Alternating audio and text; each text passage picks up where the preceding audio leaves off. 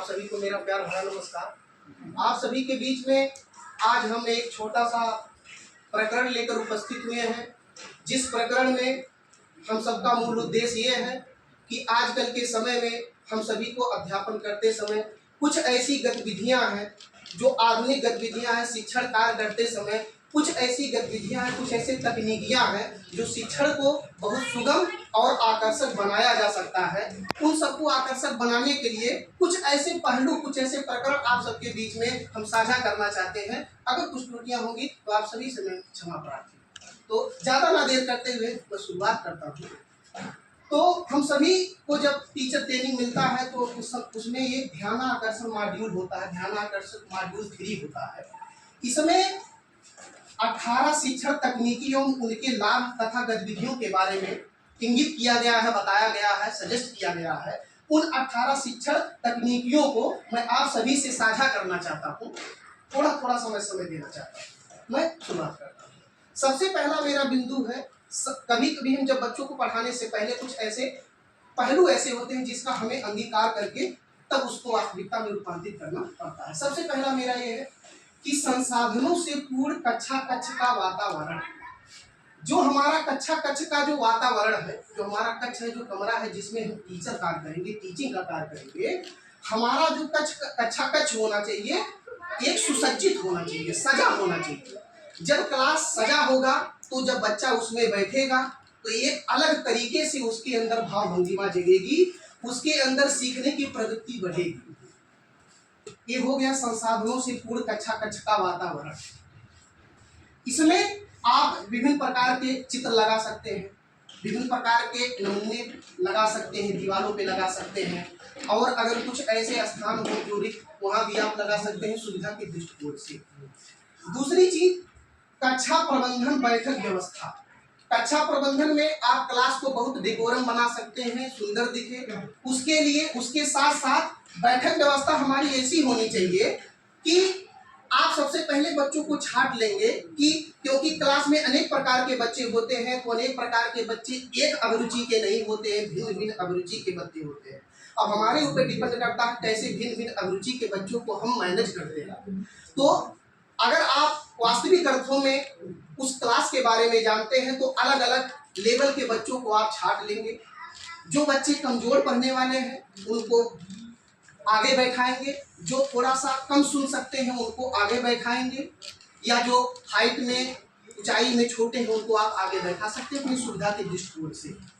तो बैठक व्यवस्था इस प्रकार का आप कर सकते हैं। दूसरी चीज, इस बैठक व्यवस्था में बहुत सारे ऐसे टीचर होते हैं जो साल साल भर बैठक व्यवस्था को एक ही स्थान पर बच्चों को बैठाने का कार्य करते हैं, जो टीचर प्रक्रिया में, जो टीचिंग प्रक्रिया में ये निगेटिव पॉइंट होता है। ऐसा हम सभी को नहीं करना चाहिए।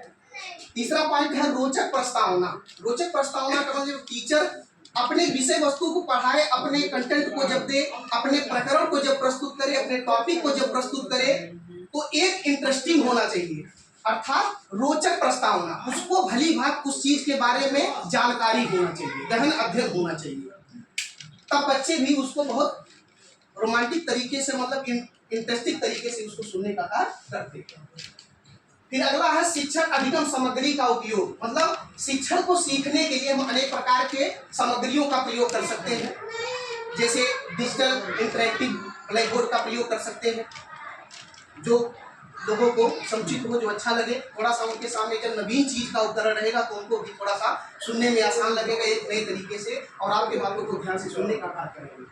अगला है शैक्षिक गतिविधियों, नवाचारों, रोचक खेलों, रोल प्ले, कहानी आदि के माध्यम का उपयोग करके आप बच्चों को अपने बातों को उनके सामने रख सकते हैं। जब एक नवाचार और खेल और रोल प्ले के माध्यम से बताएंगे तो वही बच्चे जब उस चीज को एक अलग तरीके से आप बताएंगे, नवीन तरीके से, तो आपके बात को बच्चे सुनने का कार्य पूरे तन और ढंग से करने का कार्य करेंगे। तो अपना पूरा ध्यान टीचर के ऊपर एकाग्रचित करने का कार्य करेंगे। अगला है प्रश्न पूछना। प्रश्न पूछने का हम खुला उनको अवसर देंगे, हर बच्चे से प्रश्न पूछ लेंगे, हम भी पूछेंगे। हर एक बच्चे से हमारा कर्तव्य है कि हर बच्चे से पूछे, और हर एक बच्चे को खुला अवसर दे प्रश्न पूछने का। जब हर एक बच्चे को खुला अवसर देंगे और हम भी हर बच्चे से पूछेंगे तो उस क्लास में कुछ ऐसा वातावरण बनेगा कि आपके बातों को हर बच्चा सुनेगा। और जब इस प्रकार की गतिविधि आप अपनाएंगे तो वो बच्चा उत्तर देने के लिए आपके बातों को ध्यान से सुनेगा कि हमें भी उत्तर देना चाहिए। फिर अगला है सीखने के लिए बातचीत। सबसे पहली बात, अगर बच्चों को आप कुछ सिखाएं तो उनके बीच में रहकर आपको उनसे सामंजस्य रखना बहुत जरूरी है, आपसी बातचीत रखना जरूरी है। ये नहीं कि आपका एक बालक के प्रति ऐसा व्यवहार है और एक बालक के प्रति आपका दूसरे तरह से व्यवहार है। आपका लिंग विविधता का कोई वो नहीं होना चाहिए। समान बच्चे हैं, सारे बच्चे एक टीचर के लिए समान होते हैं, तो उनको हमको समान रूप से सारे बच्चों को ध्यान देना चाहिए। फिर अगले हैं बच्चों के लिए कार्य पत्रक। कभी कभी अध्यापक जब किसी चीज को पढ़ाता है, बताता है, जैसे मान लीजिए इंग्लिश के टीचर हैं या हिंदी के टीचर हैं या मैथ के टीचर हैं, बच्चों को गणना के बारे में बताए, टेबल के बारे में बताए या नाउन के बारे में बताए, प्रोनाउन के बारे में बताए, जैसे संज्ञा सर्वनाम के बारे में बताए, तो संज्ञा सर्वनाम उनको अगर समझ में आया तो उनको वर्कशीट प्रदान करें, वर्कशीट प्रोवाइड करें, बच्चे तुरंत करना शुरू करें। जब बच्चों को वर्कशीट मिलेगा तो उस काम को करने के लिए उनको एक आनंद आएगा, उनको अपने कार्य से प्रेम होगा, आनंद होगा, वो नए सिरे से कार्य करना शुरू करेंगे कि हमको कुछ अलग तरीके से मिल रहा है। इसलिए जो आप पढ़ाएं बच्चों को वर्कशीट प्रोवाइड करने का कार्य करें, इससे बच्चों में नए टेक्निक में आप इसको जोड़ सकते हैं, बच्चों में कार्य करने की प्रवृत्ति बहुत बढ़ेगी। फिर अगला है सभी को शामिल करना। अगर एक अध्यापक अपने अध्यापन कार्य को कर रहा है तो इसमें नहीं कि हम केवल पढ़ाते चले जाएं, उसमें बीच बीच में आप प्रश्न को पुटअप कर सकते हैं, बच्चों से पूछ सकते हैं, अनेकानेक बच्चों से पूछ सकते हैं, एक बच्चों से, दो बच्चों से, चार बच्चों से, क्लास से सभी से पूछ सकते हैं बारी बारी से। ये एक टीचर का दायित्व होता है, तभी हम क्लास का